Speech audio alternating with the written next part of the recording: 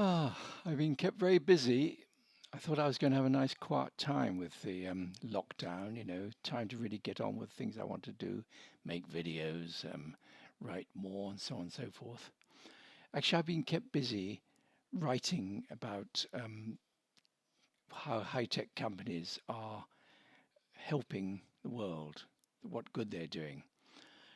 This is right across the board because some are simply doing sort of charitable work, like perhaps giving money or lending computers to schools or things like that, or for people to take home so they can work from home.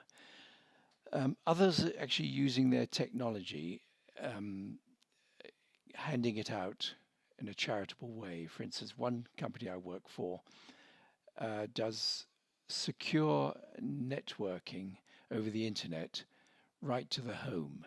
So people can, home workers have been sent back, can actually have full security from their working from home, which of course is important to many institutions. And they're giving that away free to necessary institutions like schools, universities, medical hospitals and medical staff, and people like the police who are trying to maintain law and order and so on and so forth. And then there are some companies which are actually using advanced technology in a direct way to try to help the struggle against coronavirus.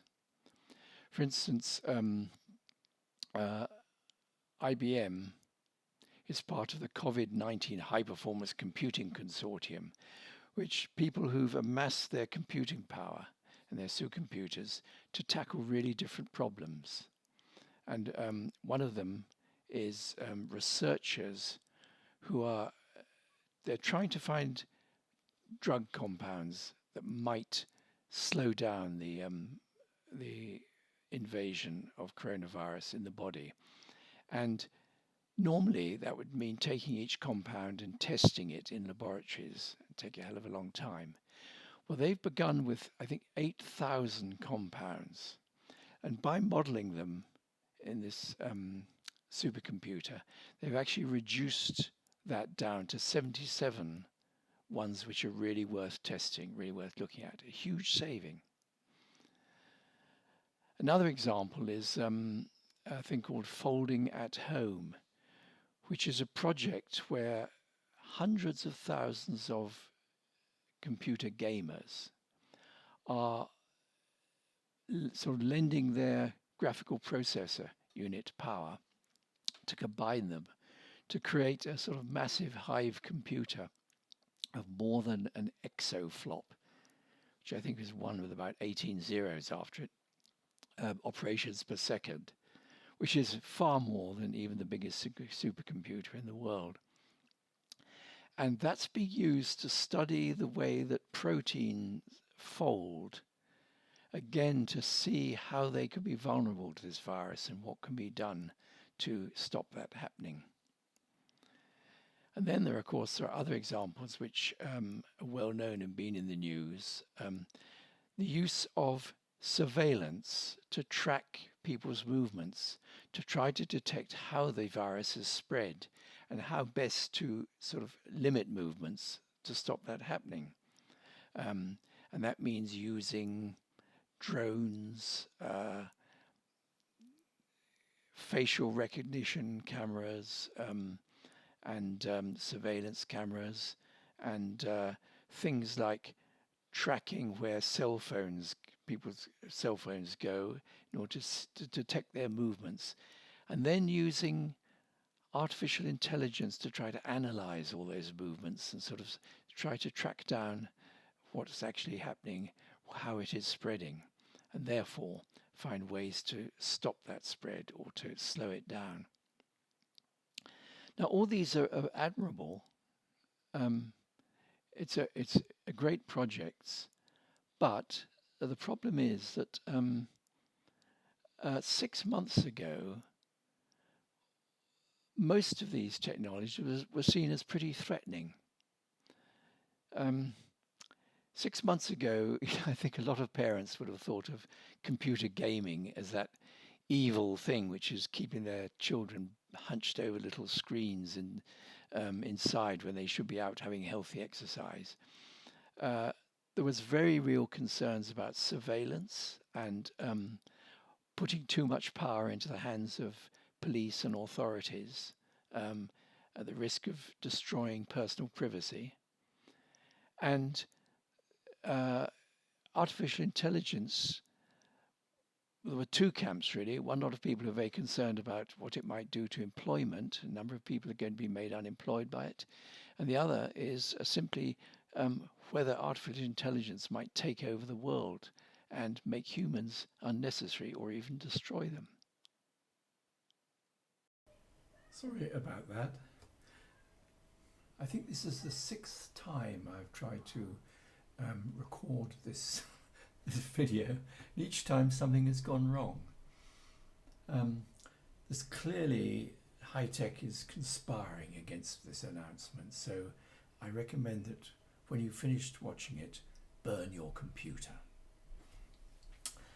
Anyway, I'd almost finished. The point I wanted to make was that these technologies I've been describing are ones that 6 months ago people found rather threatening. There was quite a lot of public resistance to them. And on the one hand, I think it's very good that people should have seen these examples of how the same technology actually can be put to good use and very helpful. But I'm a bit concerned that the pendulum might swing too far in the other direction. You see, things like surveillance, artificial intelligence, and this sort of technology gives enormous powers of control to government and authorities.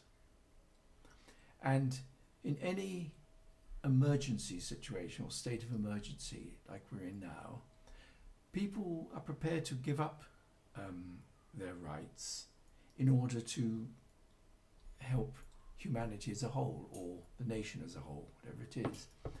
And whatever politicians say, politics as a egregore, shall we say, very much wants that sort of control and is very slow to get rid of it.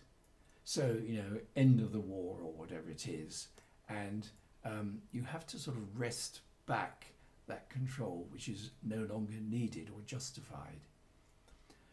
One of the most pernicious arguments that come up when an authoritarian government is trying to maximize its power is to say, well, if you're an honest, law-abiding citizen, what have you got to fear? Why not? Why do you need privacy? Which, of course, there is an awful lot of honest, law-abiding citizens who still want to be private. But it's a dangerous thing because it is a sort of, it puts power into the hands of authoritarian government. And I think it's definitely justified at present.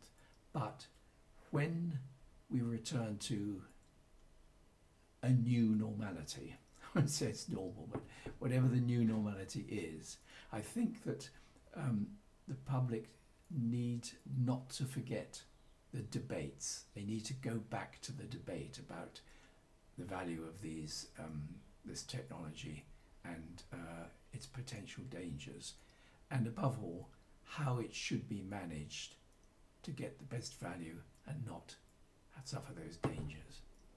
Now I'm going to try and tack this bit onto the end of the other thing. I really can't face doing the whole thing all over again.